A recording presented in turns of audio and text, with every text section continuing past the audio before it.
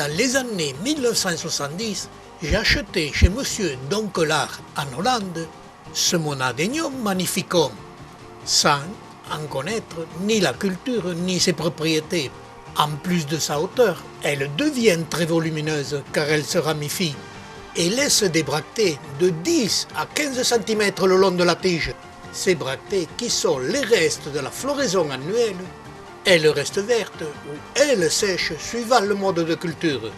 Sa culture est très facile, mais il lui faut aux racines une température de 10 degrés pendant l'hiver.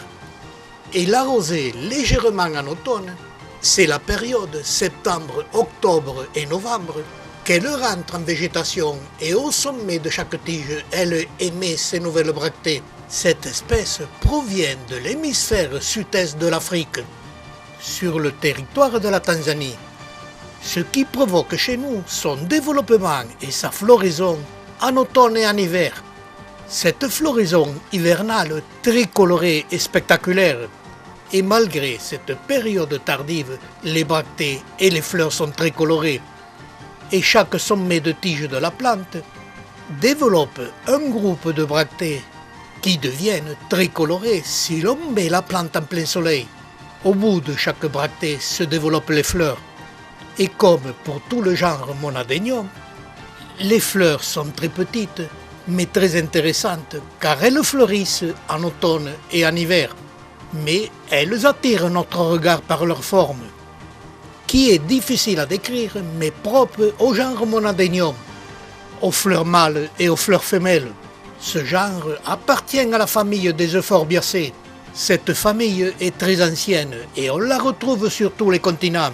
Les formes des fleurs de cette famille végétale n'a pas suivi l'ensemble de l'évolution, ce qui nous donne des fleurs avec des formes hors du commun. Pour toutes ces raisons, je n'ai jamais obtenu de fruits. Pourtant, la culture de cette plante est très facile et elle se multiplie par bouturage. Ce qui est très long, très lent est la rampe connue. Cette espèce, comme toutes les Euphorbiacées, a une sève laiteuse, plus ou moins toxique, qu'il faut toujours manipuler avec précaution quand on sectionne les plantes, mais celle-ci est très sournoise. Tout au long de la tige se développent des protubérances, au sommet desquelles il y a des semblants d'épines. Ces semblants d'épines, on les retrouve le long des tiges. Elles sont aussi présentes tout le long des bractées, qui sont très fines et vertes quand les bractées se développent et deviennent brunes sur les anciennes bractées. Ces semblants d'épines couvrent toute la plante et on les retrouve aussi sous les feuilles. Un ami belge qui possédait cette plante me signalait qu'en la manipulant, il avait provoqué sur ses bras une irritation ressemblant à un eczéma et qu'il avait beaucoup de difficultés pour s'en débarrasser. J'en tenais compte et manipulais toujours cette plante avec des gants. Mais Monadenium magnificum, chez moi, a développé un très grand volume. Il me fallait la changer de place car elle étouffait d'autres espèces auxquelles je tenais beaucoup. Je fais cette opération en plein été, il fait très chaud, je mets des gants, mais je laisse mes bras nus. Quelle erreur, car ces semblants d'épines, par ses couleurs brunâtres, sont les défenses redoutables de cette plante, car ce ne sont pas des épines. Au moindre contact, ces semblants d'épines laissent couler de très fines gouttelettes de sève, très petites, très toxiques, et que l'on voit à peine. Comme ma plante était de grand volume, je prenais celle-ci à bras-le-corps. Si je portais des gants, mes bras étaient nus. Et il m'est arrivé exactement le même problème que mon ami belge.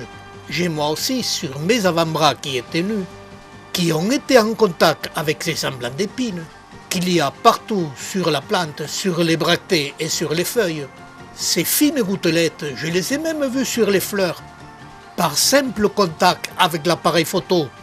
Et malheureusement pour moi, le résultat ne s'est pas fait attendre. Si l'appareil photo ne craint rien, pour mes avant-bras, ce n'a pas été le même problème. J'ai dû aller voir mon dermatologue.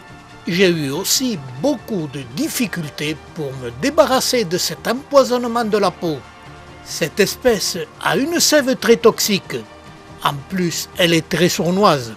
Elle produit sa sève par simple contact. Et cette sève ne doit jamais être en contact avec le corps humain. Et il vaut mieux que nous soyons informés et que cette espèce Monadenium magnificum reste très rare en collection.